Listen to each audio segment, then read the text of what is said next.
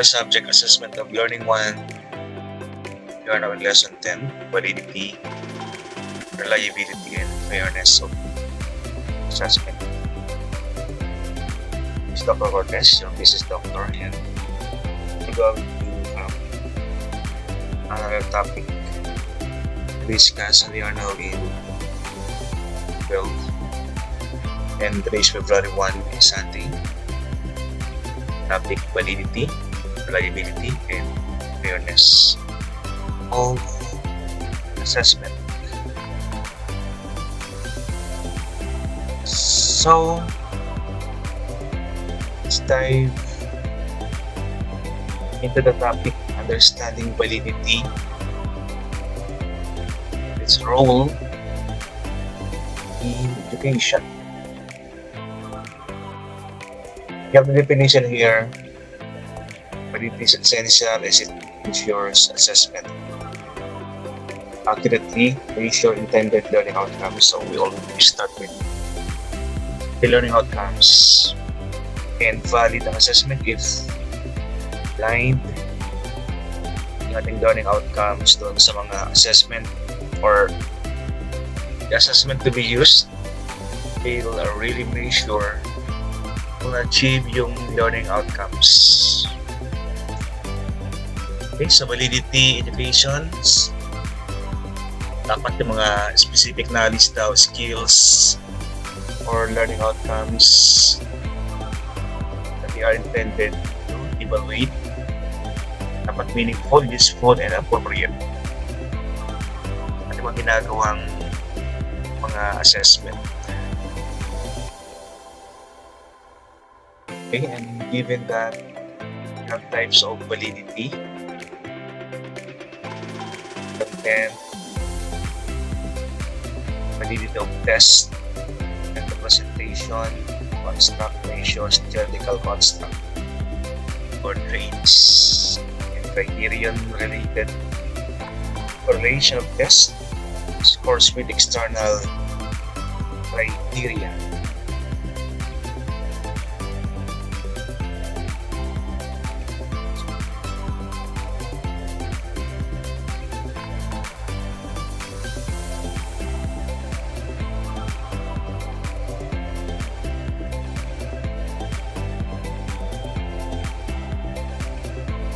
Sinabi natin content validity, ang in-evaluate yan is one.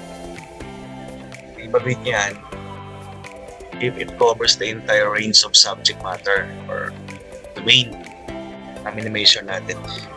Diba nakalagay din sa ating mga learning outcomes, mga lower thinking skills, higher thinking skills that you want to measure.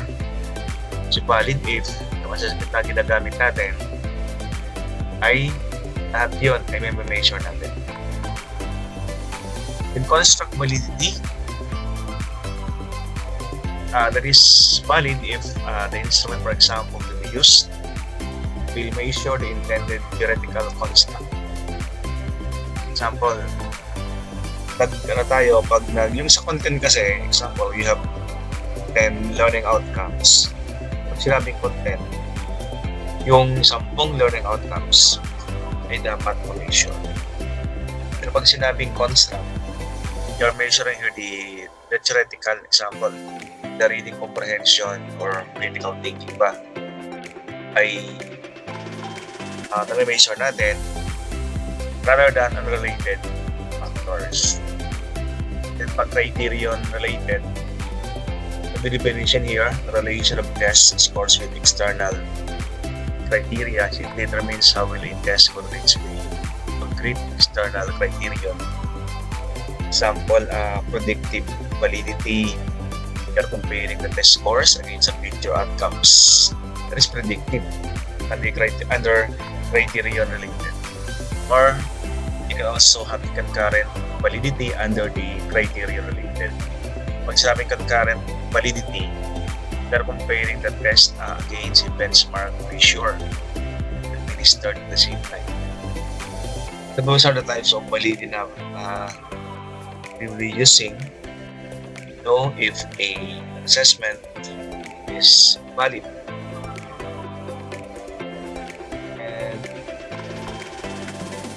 aligning assessment with learning objectives. We are always telling this na pag tayo assess, dapat yung mga learning objectives yung ating ina-assess. Example, designing test, creating or giving assignment, projects. That will be reclamation your mga skills, knowledge, or behavior. Kasi hindi lang skills and knowledge ang minimization natin sa ating mga learning outcomes, but the behavior, the attitude as well of the learners. Tinatawag natin diba dati pa sa mga previous lesson natin, we have been talking about this, that this is what we call the alignment. Sinabing alignment, ensuring that assessment method, example, exams, presentations, paper research, ang mga to should accurately reflect mga in-expect natin sa ating mga students. The learnings that they should have, that is promoting valid evaluation. So that is what we mean by aligning assessment. Okay, and we're moving on to the next slide, the threats to validity. So, hindi parang valid na. Sometimes there are factors, external or internal factors that can affect yung validity ng isang assessment. Yung mga papasira para hindi maging valid yung ating ginagawang assessment. So the threats to validity, specifically threats to assessment. Meron dito ang definition, fluctuations in student motivation. Yes, nagpapalit ka ng motivation, it can affect the internal validity. Factors that can distort study results or assessment accuracy, challenging whether interference are truly caused by the intervention ba or just coincidental. Example ng mga threats, mga key threats na pwede mangyari, it can be internal, external, and construct factors. Example, immaturity immaturity ng estudyante, student growth, even history na from the past and related events, selection bias, the proctor, testing effects, mga instrumentation na ginagamit, which can affect or misrepresent educational outcome, or it can lead to construct validity issues that can affect credibility. Or validity threats. Okay, so let us evaluate. Evaluation of validity. For example, student motivation can, of course, we can changes like task value, success equations, the cost. Some students are engaging, they are engaged now, but later on they can change or disengage over time.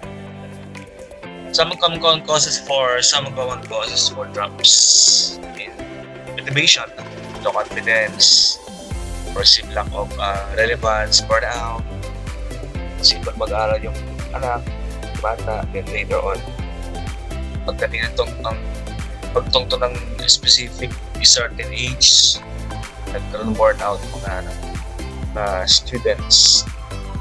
Ito rin mga routines, no? Hindi consistent yung routines or consistent ang routines can affect motivations. Ito rin yung socially sila, yung belongingness, na they feel that they don't belong to the group. It can affect their motivation. Evaluation of validity. We evaluate the validity if there is alignment. Example, yung objectives, the learning objectives, guarantees that they measure the intended skills and knowledge ng mga student natin.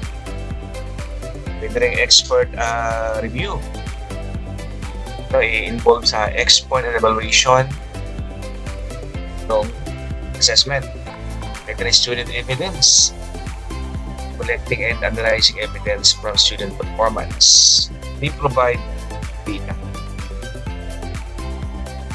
Okay, so let's move.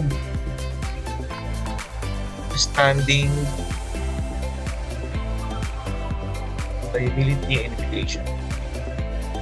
It's the other heading. Types of reliability. So we have like 8. We have 3. But we can add more. We can make this 4 types of reliability. Types of reliability. In the first one, internal consistency. Measure how will the individual, for example, how will individual should be in a test or relate with one another, such as they are measuring the same constant. Another one, the test reliability measures the consistency of result. Pag inulit yung exam, score ba ng bata ng isang student ay ganun pa rin ba siya? Or magbago man, yung example, test kahapon, a student got 25 scores out of 30. Inulit mo yung exam ngayon, the student will get still 25 or 24, 26. So that is test reliability. It means reliable. Another one, the iterator reliability. This is naman the degree to which different raters pag iba ba yung nag-prompt or iba yung nag-administer na exam, yung result ba ng bata ay ganun pa rin. The result is the same even if the proctor or the examiner will change, so the exam is reliable. Proprietary parallel forms reliability involves, example, different version. May ibang version, example, isang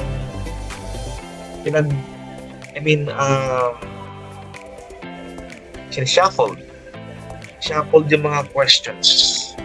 Parallel forms, the same exam but different forms ang ginagamit. Example, shuffled.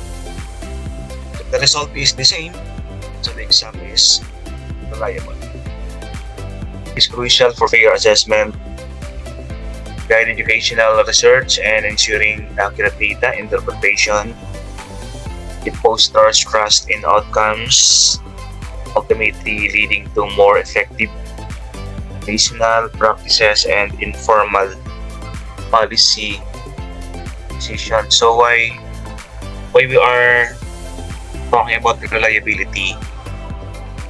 Siyempre, pag reliable yung exam, yung assessment, the effect would be consistent measurement, accurate, and dependable over time. It means, pag ikaw yung teacher, or the rater, pag ginamit yung isang exam, you are assured na kahit ulitin mo ito bukas, the same result will be given. So there is fair, high-stake decisions about progress of the students. It strengthens confidence sa kanila, provides stable basis for evaluating their abilities, enabling them. Sa atin din, sa mga educators, it will enable us to trust the result, that it is the actual learning of the student. And strategies to enhance reliability. Yun nga, no? I-exam natin kahit saang lugar, kahit anong taon, kahit anong klase mga student, standardized.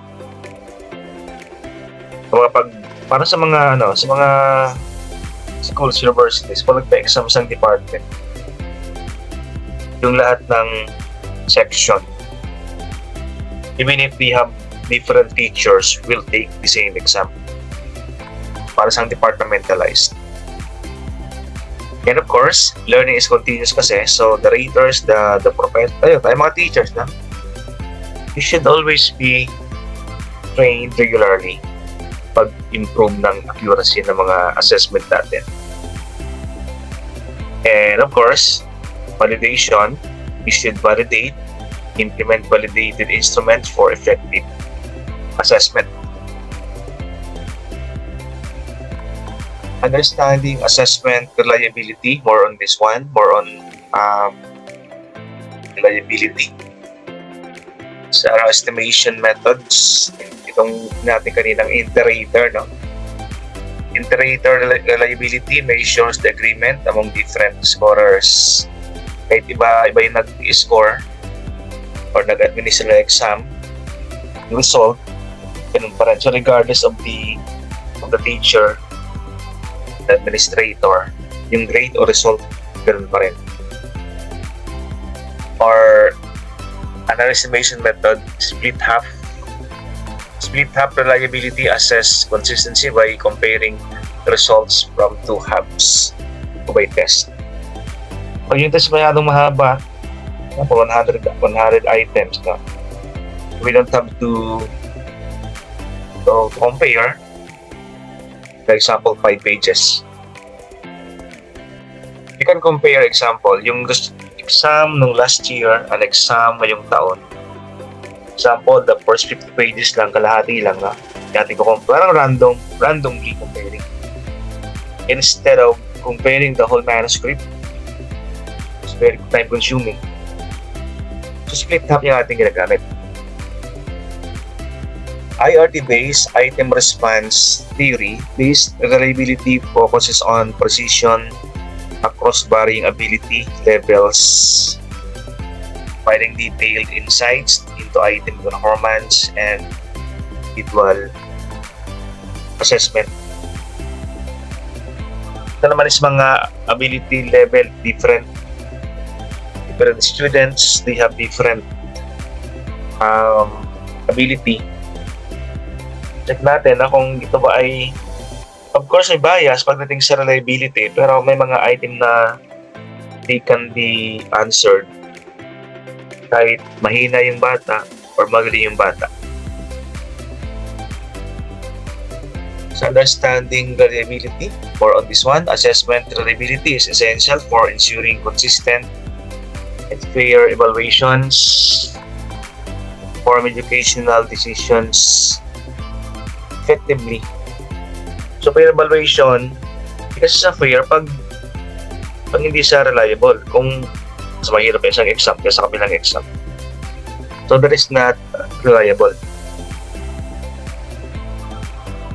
The factors affecting assessment is design factors, clear item wording and appropriate question format significantly enhance consistency, student response, and outcome. So depende sa question format. Siyempre pag the question is multiple choice, it's different from true or false. Mas comprehensive yung multiple choice kaysa true or false. So reliable siya kahit saan ang gamitin mo.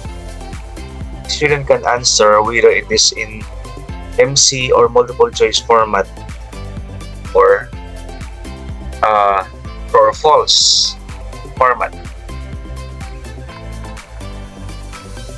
Another factor, administration conditions, system testing environments, and instructions ensure that external factors that skew assessment results. Yung factors affecting assessment reliability, mga external, no? Example, longer is generally more reliable. Pag mas mahaba yung yung exam, mas reliable. Kasi students can think longer than an exam that is quickly administered or saglit lang, may time pressure. Score variability among test takers and the consistency of administration conditions. A practical example, objectivity. Siyempre, iba yung exam na subjective and objective. Yung quality, yung clarity ng test items. No? Kaya nga pag photocopying malabo, meron siyang impact or factor siya doon sa pag-take ng exam. Pag medyo malabo or blurry yung questionnaire, test papers, estudyante, tinatamad ko sagot no? At pag maliit pa yung mga font, so i-consider natin mga font size if you are giving exam. So pag yung font ay medyo malaki, example 12 or 13 font size, tapos very crispy yung very crisp mga fonts, hindi sa malabo, the student, it can be a factor for the students to answer clearly, or they can perform well pag malinaw yung mga printing. So the quality and clarity of test items within the time interval between exam, i-factor din yung a break kaysa isang exam na sunod-sunod. Example, you can have a break like 30 minutes break between exams. Factor siya. Kasi makapag-refresh, recover yung mga bata before take another exam. Student-related factors din like anxiety, pag hindi comfortable yung bata, no? Mainit, noisy, tabi ng kalsada. Those are factors for reliability. And yung other scoring procedures, objective scoring methods and trained raters help maintain fairness and accuracy in evaluating the student performance. More on student-related factors, yung health din ng mga estudyante can be factor sa kanilang performance. And let's move to slide number 15. Test design factors naman ay the design of the exam can affect reliability. When it comes to design, the item clarity, example, clear wordings and assessment, ensures accurate understanding and reduce ambiguity or pagkalito for students. Dapat binavalidate natin mga questions if that is clear for ordinary students. So, tinetesting natin. Di ba, meron tayong validation of instruments wherein pinapilot test natin sa example sa mga estudyante yung questionnaires before we give the same questions doon sa general population ng mga takers ng exam. In factor, test design factor, the question format, varied question types, cater to different learning styles, enhancing engagement and assessment, reliability. Test design factors affecting reliability in education, haba ng exam, no? Longer is generally more reliable. Item homogeneity, clarity of instructions din. Kumaya, nagkamali estudyante kasi hindi clear yung instruction ng proctor. Difficulty level din, huwag masyadong mahirap, huwag masyadong madali. Dapat moderate lang.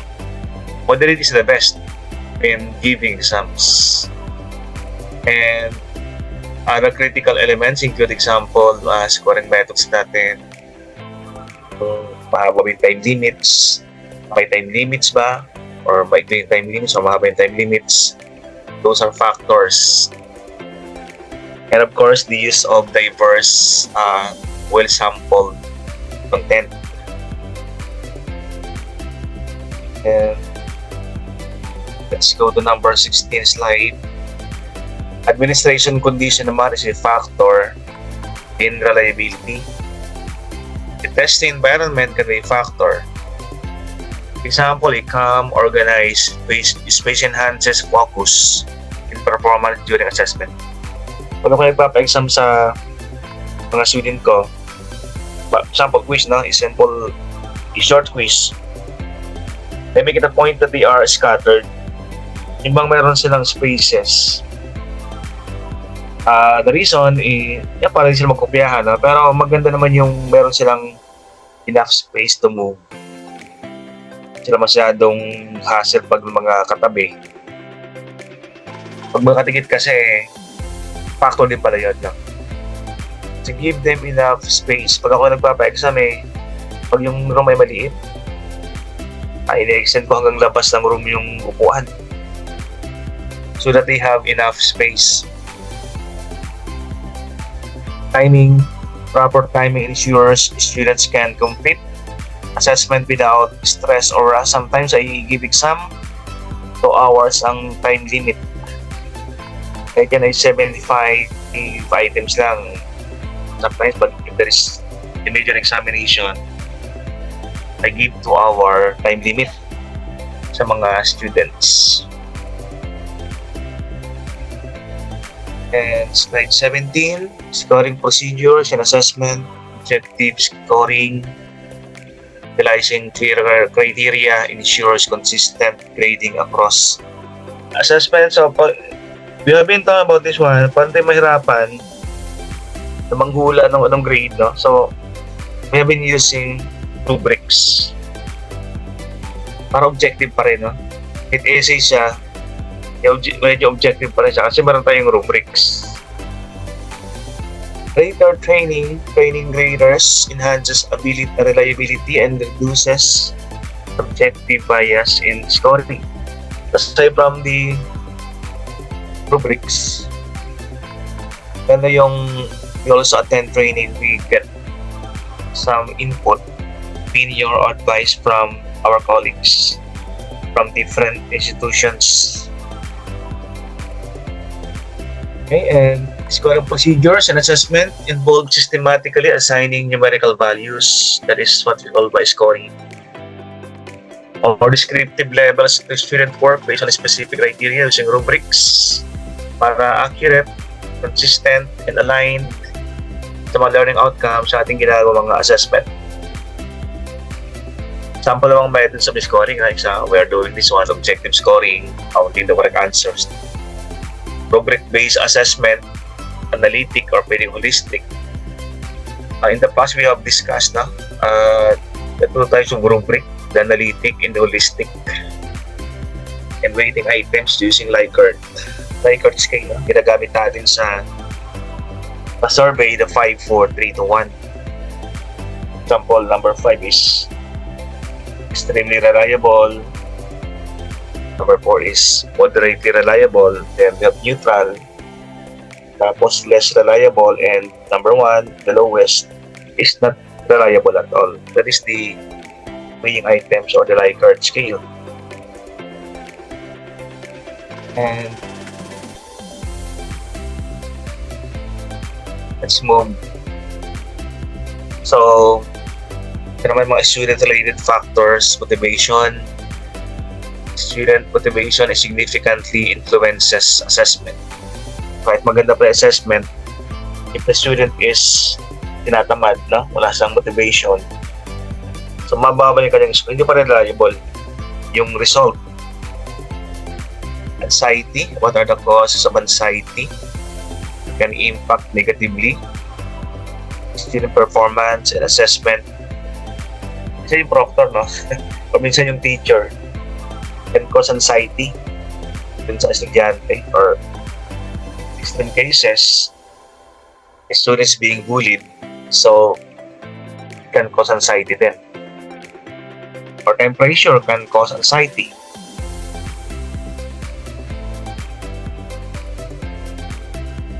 Or principles of fair assessment, dapat transparent. Transparency in assessment involves clear communication of criteria. So, before you start, dapat alam mo sa yung criteria na we should be rating on that criteria. So, dapat pinapalam natin sa kanila.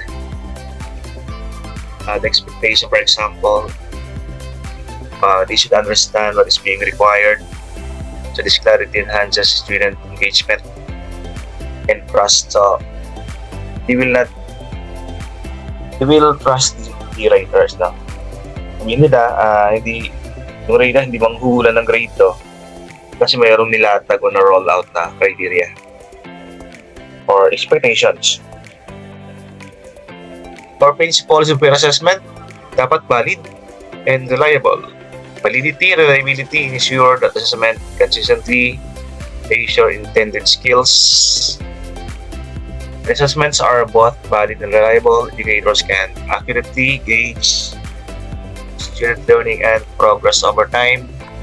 Mas natin pag sinabing reliability, reliable ang assessment if it produces similar scores for the same performance kahit anong araw, anong klase ng test, at sino nagpapa-exam, yung result na ganoon din regardless of when or by whom it is evaluated. So, mataas ang reliability if it ensures fair, accurate, and trustworthy evaluation. And accessibility ensures that assessments are designed to accommodate diverse learners. So, kahit yan ay mga students with handicap, example, blind or hearing and eyesight impaired, visually impaired, so dapat they can take the exam. Or different nationality or different ethnicity or different ability or intelligence level, by providing necessary support and modifications. All students have an equal opportunity to demonstrate their knowledge and abilities. May mga laptop namang if you are visually impaired na mga students, yung mga laptops naman or PC na immersive, di ba? Sabihin, if we type Tiki, meron isang word na it emits word na narinig mga hearing visually impaired na mga students. Or pag hearing impaired naman, so meron din mga modification na pwedeng gawin sa mga examinations. For principles, equity. Ensuring equity in assessment involves recognizing and addressing biases, creating an environment where all students can equally demonstrate their knowledge and skills without barriers. Barriers are physical barriers, cultural barriers, or language barriers. Right? So the exam can be taken by translation naman, no? Can be taken kahit anong klaseng nationality kasi may mga example. They should have, for example, subtitles, no? Okay, samples, incorporating samples in assessment can clarify expectations for students. Scenarios, creating diverse scenarios allows educators to evaluate student understanding through various lenses. Educators should know the examples on how to have a fair assessment. Or they should also be exposed on the different scenarios that can arise, or problems or complaints that can arise regarding fair assessment. So they should anticipate ng mga different scenarios by training, by networking, attending seminars, trainings. Consequence of unfair assessment, emotional effects. Unfair assessment can lead to decreased motivation and increased anxiety among students. Pag may favoritism yung prof or teacher sa pag-assess, hindi gumagamit for example ng rubrics, kahit ako hindi na mag-exam no? Kung yung result ay ganun pa rin. And of course, it can cause anxiety, ultimately causing unfair labeling and significant loss of self-esteem. Napapasok yung bata. has loss of self-esteem as a result of unfair assessment, walang validity, walang reliability. Systemic consequence. In assessments lack fairness, it results in a reduced trust. Yung kanina, yung bata ay affects emotion. Ito naman, the student can dilipat ng school. Loss of trust dun sa system. Ang sa school na yan, di ba, minsan pag nag-exam siya tapos bumagsak, ang reason because of not valid, not reliable. Ang sabi ng estudyante, ay pangit yan sa school na yan. Hindi lang yung subject, no? Hindi lang yung proctor, but yung school na yan, yung school. The whole system is affected. Societal impacts, broader societal consequence include limiting opportunities for marginalized groups and hindering diversity and inclusion. We are promoting diversity and inclusion in employment. Pag sinabing diversity, in a company, in an organization, different nationality, different background, different ethnicity, different educational background, magkakasama. Inclusion naman, we will not limit the employees to a certain age, for example. So kahit anong edad ka, dapat pwede. Kahit anong height mo, dapat pwede. Kahit anong skin color mo, fair complexion, pwede. Now, those will be lost if unfair ang assessment sa school or university. Siyempre, hindi ka graduate, for example, bumagsak. It hinders opportunities for some marginalized group. Example, yung hindi matikot sa mga mahina, less intelligent students, they don't have the opportunity because of unfair assessment. Ultimately, undermine the potential for a more equitable and thriving community. Kumbaga, pinapasok yung mga mga basta sa exam, yung mga less intelligent. But they should also have the chance. Understanding assessment bias, definition. Assessment bias represents unfair advantages or disadvantages in testing, impacting students' performance based on their background or identity. Mga taga-Manila daw, mas magaling kaysa mga taga-province. Source bias. Common source bias include cultural, mga taga-South and taga-North, for example. Linguistic, mga estudyanteng magaling magsalita. Yung mga estudyante naman mga timid pag magsalita. Yung mga estudyanteng less fortunate, can be factor kasi nga, di ba? Pag mga medyo may kaya, wala na silang iniisip kundi mag-aaral, mag-study.